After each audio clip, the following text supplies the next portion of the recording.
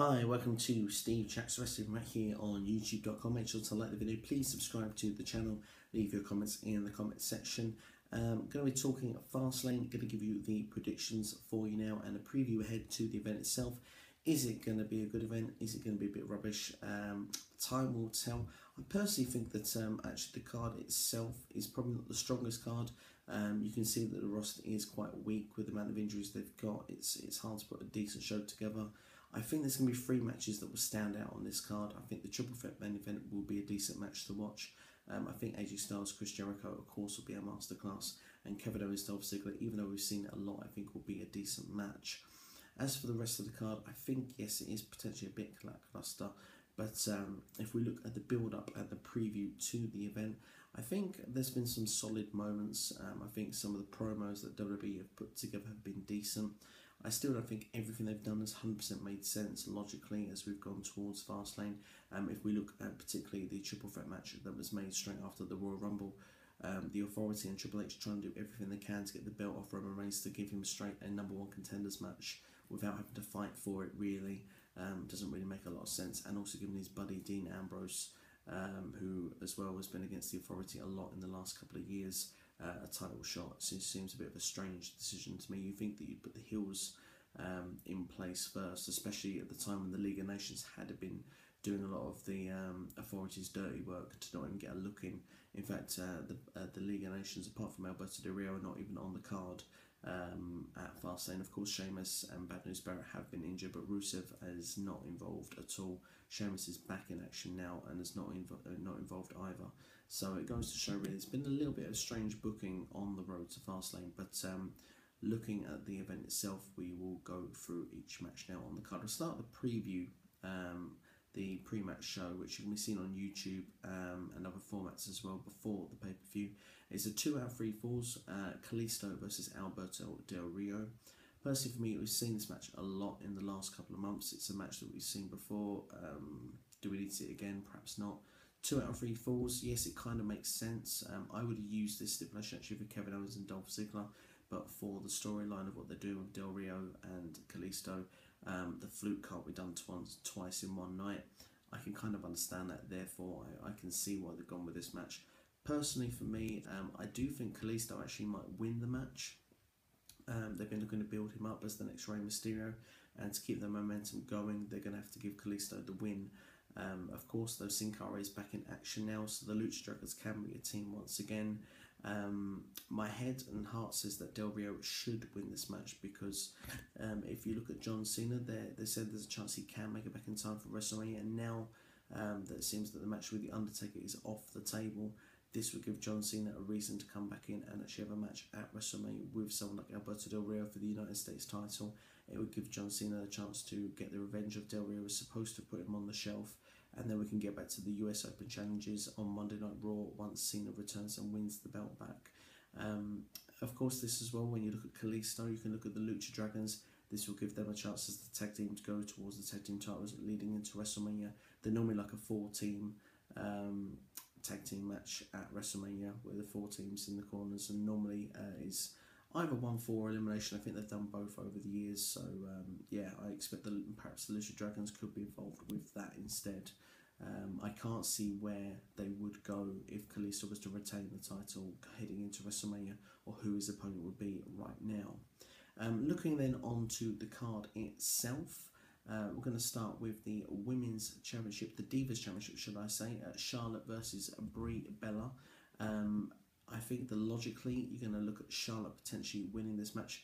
It's a shame really with the feud because they've kind of done little snippets on Raw and SmackDown with not a lot of vested interest from a fan's perspective. I thought the promo on Raw this week was very strong, especially with Daniel Bryan's retirement. Using that in the storyline I think was very key. It actually makes you feel that you do actually want to see this match just a little bit now. Of course, for the feel-good moment, would it be nice for Brie Bella to win the title? Yes, it would, especially with Daniel Bryan's retirement, as I've just mentioned a minute ago. But I think the fairy tale is not going to happen. I think we're going to have where it's a nearby thing, but Charlotte will come away with the victory. I had said on the Wrestling Matters podcast I wasn't sure if Brie Bella had won the Divas title before. She actually did win in April 2011, so she has held the belt once. So there is no real need for her to hold it again. So I think Charlotte will win this match. Moving on, we're going to do another Divas match, but it's a Divas tag team match. Sasha Banks and Becky Lynch versus Team Bad's Naomi and Tamina. I'm expecting the Sasha Banks and Becky Lynch to win, keep momentum going towards WrestleMania. I think it would be silly for them to lose on the pay-per-view, especially the one pay-per-view before WrestleMania.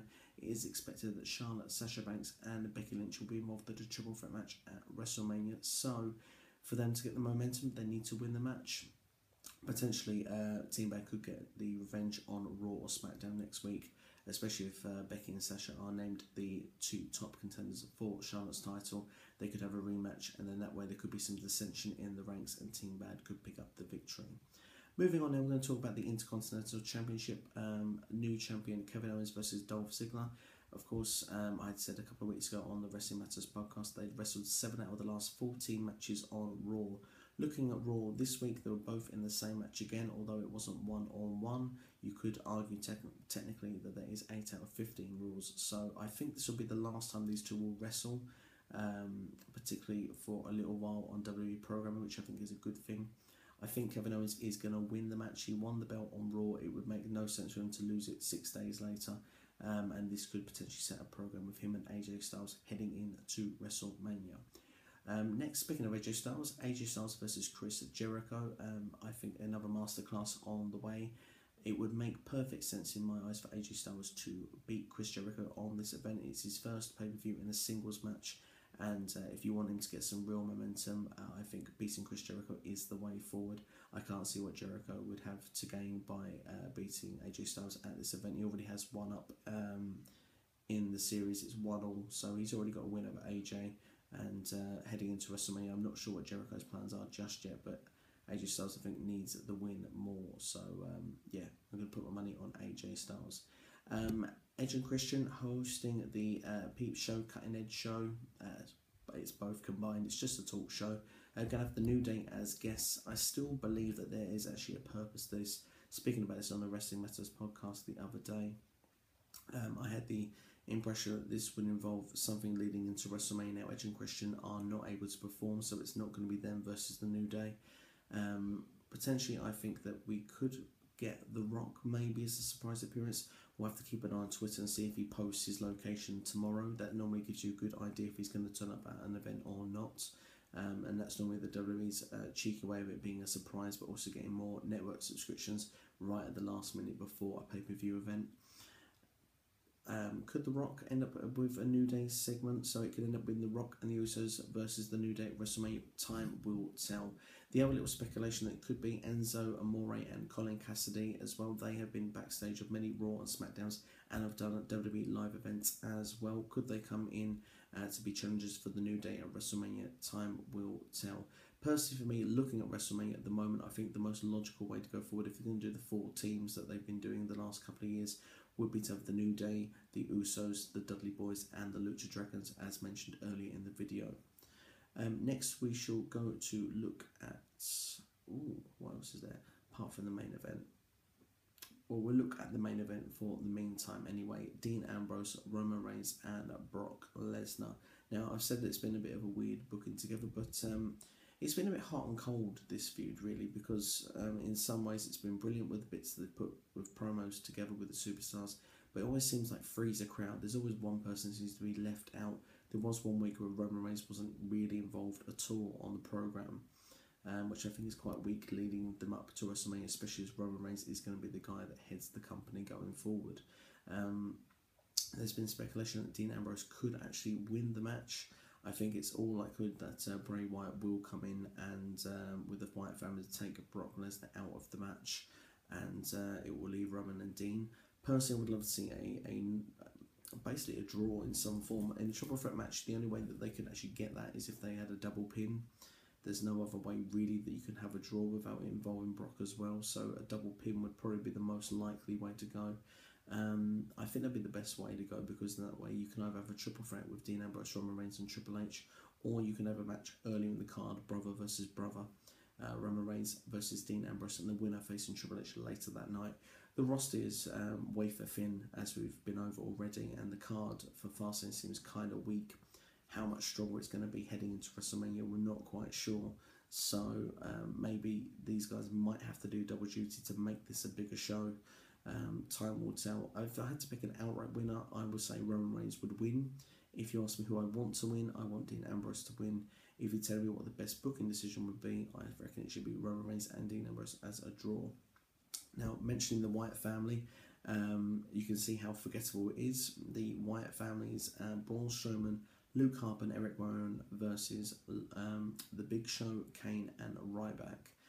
It's going to be a forgettable six-man tag. It's going to be a bit dull, unfortunately, but this match is there to put Braun Strowman over, so expect Braun Strowman to get the pin over Kane or The Big Show. I say the likelihood is going to be The Big Show is going to do the job in this match. So that is the fast card preview and predictions for you there. What do you think will happen at the event? Leave your comments in the comment section. And remember, you've been watching Steve Chats Wrestling right here on YouTube.com.